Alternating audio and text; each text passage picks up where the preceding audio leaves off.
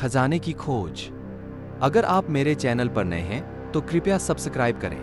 रिवरटाउन शहर में जहां जीवन उस नदी की तरह धीरे धीरे बहता था जिसके नाम पर इस शहर का नाम रखा गया था, वहां कविता नाम की एक युवा महिला रहती थी। वह अपनी अतृप्त जिज्ञासा और पहेलियां सुलझाने के शौक के लिए जानी जाती थी।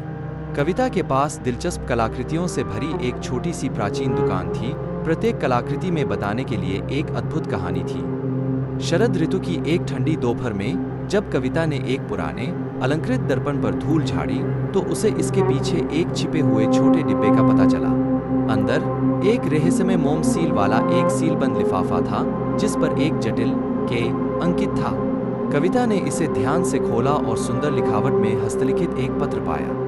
प्रिय कविता, मैंने तुम्हें छाया से देखा है और मैं तुम्हारी अतृप्त जिज्ञासा और ज्ञान के प्रति तुम्हारी अदम्य प्यास को जानता हूँ।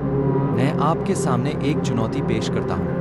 मैंने रिवरटाउन में कहीं एक बहुमूल्य खजाना छिपाया है और मैं आपको इसे खोजने के लिए आमंत्रित करता हूँ। इसके स्थान के सुराग पूरे शहर में बिखरे हुए हैं जो स्पष्ट दृष्टि से छिपे हुए हैं। उन्हें हल करें और खजाना आपका होगा। लेकिन सावधान रहें कविता, क्योंकि खजाने तक पहुँचने का रास्ता विश्वासघाती है। आप खजाने को चाहने वाले अकेले नहीं हैं। किसी पर भी भरोसा न करें और अपने प्रति सचेत रहें। पहला सुराग आपकी अपनी दुकान में है। कविता का दिल उत्साह और जिज्ञासा से दौड़ गया। यह रहस्यमय के कौन हो सकता है और वे किस खजाने की बात कर रहे थे। उसने पहेली को सुलझाने का निश्चय करते हुए अपनी दुकान के चारों ओर देखा। उसकी नजर दीवार पर लगी एक प्राचीन घड़ी पर पड़ी। उसने इसकी बारीकी से जांच की और पीछे चिपका हुआ एक छोटा सा नोट पाया। नोट में लिखा था, रिवरटाउन का दिल जहां इतिहास रहता है, समय के पंखों के नीचे आपकी यात्रा कायम है। कविता ने सुराग समझ लिया। रिवरटाउन का दिल केवल शहर के चौराहे को संदर्भित कर सकता है जहां पूरे शहर का दिल धड़कता है। समय के पंखों के नीचे एक घड़ी के पास एक जगह की ओर इशारा किया। उसके भीतर उत्साह का संचार होता हुआ कविता शहर के चौक की ओर दौड़ पड़ी। चौराहे पर उसे एक पुरानी ऊंची घड़ी लगी मीनार मिली। वह बिना डरे इस पुरानी मीनार की सीढ़ियों से ऊपर की ओर आने लगी। अंत में वह मीनार की ऊंचाई पर लगी घड़ी तक पहुंच गई। कविता ने इसका ध्यानपूर्वक निरीक्षण किया और मिनट की सुई के नीचे छिपा हुआ एक छोटा सा लीवर पाया। जैसे ही उसने उसे खींचा, एक छिपा हुआ डिब्बा खुल गया जिसमें एक प्राचीन चाबी और एक अन्य नोट दिखाई दिया। नोट में लिखा था, भविष्य को उजागर करने के लिए अतीत को अनलॉक करें। इस सुराग को काफी देर समझने के बाद उसे याद आया कि शहर में एक बहुत पुराना पुस्तकालय भी है जहां शायद अतीत को समझकर भविष्य को उजागर कर सके। प्राचीन चाबी को लेकर कविता पुराने पुस्तकालय पहुंच गई। अंदर उसे एक धूल भरी पुरानी किताब मिली जिसमें रिवरटाउन के अतीत के बारे में जानकारियां थी। पन्नों के बीच उसे एक चिन्हित स्थान वाला एक नक्शा मिला, द टॉकिंग वाटरफॉल, बोलता हुआ झरना। कविता झरनों को खोजने के लिए निकली, लेकिन वह इस एहसास से उबर नहीं पाई कि कोई उसे देख रहा है।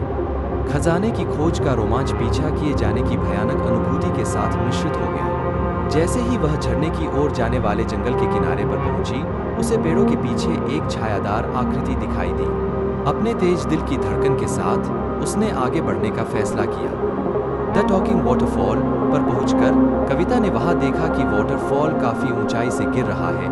काफी देर वहां आसपास देखने के बाद कविता को वाटरफॉल के पानी के नीचे पत्थरों की एक अजीब व्यवस्था देखी। अपने मन की बात सुनते हुए कविता ने वहां वाटरफॉल के पानी के नीचे के पत्थरों को हटाना शुरू किया। वाटरफॉल के पानी की वजह से कविता बार बार गिर रही थी, लेकिन उसने हिम्मत नहीं हारी और पत्थरों को हटाना जारी रखा। कुछ समय के बाद वाटरफॉल के पीछे एक छिपी हुई गुफा दिखी। कविता ने देर न करते हुए तुरंत गुफा में प्रवेश किया। अंदर उसे रहस्यमय प्रतीकों से सजा हुआ एक प्राचीन कक्ष मिला। जैसे ही कविता ने प्रतीकों को समझा, उन्होंने अगला सुराग प्रकट किया। छाया और प्रकाश में जहां आपका प्रतिबिंब फीका पड़ जाता है, उस प्राचीन मूर्ति में खजाने के संरक्षक की तलाश करें। कविता को पहेली तुरंत समझ आ गई। छाया और प्रकाश में जहां आपका प्रतिबिंब फीका पड़ जाता है, यानी कि पहेली जंगल की ओर इशारा कर रही है। पहेली कविता को जंगल के भीतर एक छिपे हुए बगीचे में ले गई जहां एक प्राचीन मूर्ति खड़ी थी। उसने मूर्ति का निरीक्षण किया और उसके आधार के भीतर एक खोखली जगह देखी।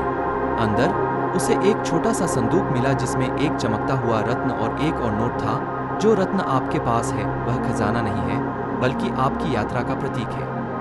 साथ ही उसमें एक पहेली भी थी, सबसे प्राचीन पांडुलिपि देगी आगे का रास्ता, यदि जानोगे तो ही पाओगे। प्रत्येक सुराग के साथ कविता अधिक दृढ़ और अधिक सतर्क हो गई। उसे खजाने की खोज के खतरों और रहस्यों का बोझ महसूस हुआ, लेकिन सच्चाई को सामने लाने की उनकी इच्छा ने उन्हें आगे बढ़ाया। खजाने की खोज। अगला सुराग उसे शहर के पुस्तकालय तक ले गया, जहां उसे एक धूल भरी भूली हुई पांडुलिपि मिली। इसके पन्नों में उसे रिवर टाउन के नीचे दबे एक भूले हुए साम्राज्य की कहानी मिली। पांडुलिपि ने खजाने की वास्तविक प्रकृति का संकेत दिया, अत्यधिक ऐतिहासिक महत्व का एक खोया हुआ अवशेष।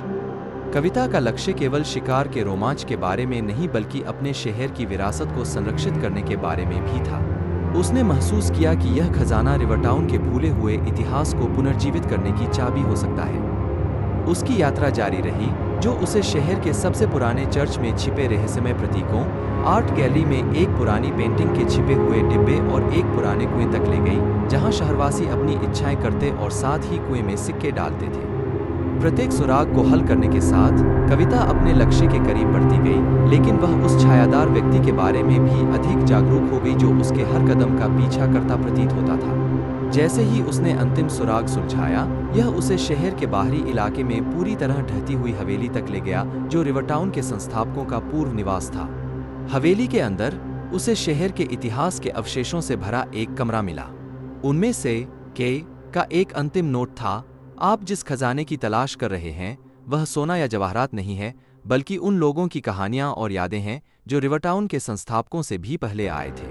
उन्हें साझा करें और आप रिवर टाउन की सच्ची संपत्ति को उजागर करेंगे। नए उद्देश्य के साथ कविता ने रिवर टाउन के इतिहास की भूली हुई कहानियों का दस्तावेजीकरण और साझा करना शुरू किया।